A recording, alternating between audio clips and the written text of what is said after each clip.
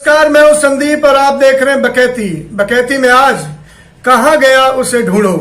सांसद हमारा था वो, मोदी को प्यारा था वो, कहां से आया था वो, बेवकूफ बना हम सबको, कहां गया उसे ढूंढो।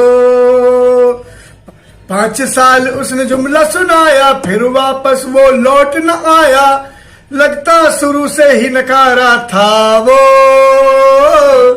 कहां गया उससे ढूंढो। सांसद हमारा था वो। पूरी दिल्ली ऐसा ही गाना गा रही है। वो कहां चले गए जो चमकते चेहरों के साथ आए थे, लंबी लंबी बातें करते थे, बातों के बतासे बांटते थे और आखिर दिल्ली वालों को ठक्कर बेवकूफ बनाकर कहां चले गए।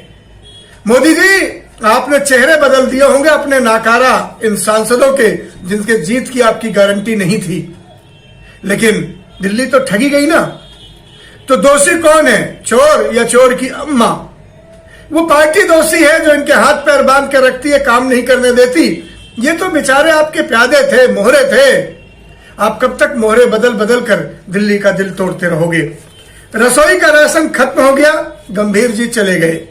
गीतों की धुन खत्म हो गई, हंसराज जी विदा हो गए। गंदी गंदी भद्दी जुबान पर ताला लग गया, रमेश बिदूड़ी निपटा दिए गए। परवेज का राज खत्म हो गया, टिकट को तरस गए। और हर्षवर्धन की राजनीति शिखर से सिफर पर आ गई। इस उम्र में भी टिकट को तरसते रह गए, मोहताज रहे। और लेखी का लेखा जोखा खत्म। टिकट मिली तो बस एक शख्स को, रिंकिया के पापा को। और रिंकिया के पापा वही जो गाते हैं फटाफट खोल के दिखावा, जो गाते हैं बगल वाली जान मारे ले, जो गाते हैं बेबी बियर पी के नाचे लगली छम छम छम। अश्लीलता उनकी टिकट लेने की वजह थी, भद्दे गाने उनके टिकट दोबारा तीसरी बार लेने की वजह थी, या मोदी जी को इस तरह के गीत संगीत रस्ते बसते सुहाते हैं कि नॉर्थ ईस्ट दिल्ली के जिम्मे उन्हें छोड़ दिया कि ऐसे एक सांसद को जिसे हम सुन नहीं सकते, हम क्यों चुनेंगे। ये बीजेपी के चेहरे हैं जो बदल कर आए हैं। इनमें से स्वराज के बदले स्वराज आई हैं, जो मतदाता से कह सकती हैं, जानते नहीं मेरी मां कौन है, या फिर मां के नाम पर जिता दे बाबा। सांसद बनने सहरावत जी भी आई हैं और टिकट कटा है साहब सिंह के शहजादे का। क्या साहब सिंह के शहजादे आराम से सहरावत को सवारी करने देंगी? टिकट कटा है रमेश बिदूड़ी का। रमेश बिदूड़ी वही जो संसद में बैठकर अपने साथी को ओ कटुए, ओ मुल्ले, ओ भड़ुए और जो पता नहीं क्या क्या कहते थे। जब वो गंदा बोल रहे थे तो मोदी जी उनके प्रमोशन कर रहे थे, और जब चुनाव का समय आया तो चुप से उनकी टिकट काट के किनारे कर दिया। क्या बिदूड़ी को जीतने देंगे? चले आइए हर्ष मल्होत्रा की तरफ। गौतम गंभीर ने पहले ही कह दिया था कि अब इस पार्टी से चुनाव नहीं लड़ूंगा। पार्टी में खोट था, गौतम गंभीर में खोट था, या उनकी रसोई का स्वाद जनता के समझ नहीं आया। हुआ कुछ भी हो, इन्होंने किया तो कुछ नहीं, सिर्फ जनता को बेवकूफ बनाने का। दुख होता है बस एक शख्स का, राजनीति में जिन्होंने मेहनत की, ईमानदारी की। डॉक्टर हर्षवर्धन, भारत को पोलियो मुक्त कराने का श्रेय जाता है, लेकिन मोदी जी हैं कि बकसते किसी को नहीं, उन्हें भी निकाल फेंका और उन्होंने अपने दिल से राजनीति को निकालकर खूंटी पर टांग दिया।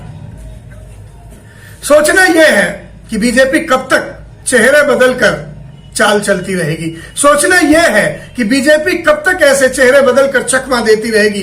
बीजेपी कब तक दिल्ली वालों का हक अधिकार छीनती रहेगी। सोचना यह भी है कि ये जो दिल्ली में फिर से भेजे हैं मोदी और शाह ने, क्या ये इनकी गारंटी है कि ये फिर आएंगे? इनके आने न आने से दिल्ली वालों क्यों मोहताज हैं?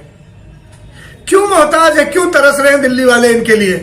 दिल्ली वालों, अपना विकल्प चुने, उसे चुने जो आपके बीच का हो, उसे चुने जो आपकी बात सुने, उसे चुने जो आपके हाथ से हाथ मिलाकर चले, जो आपके हाथ से हाथ पकड़कर चले, उसे चुने जो आपके साथ मजबूती से खड़ा हो। जाहिर तौर पर ये किसी तरह अगर जीत भी जाएंगे तो अगली बार लौट कर नहीं आएंगे।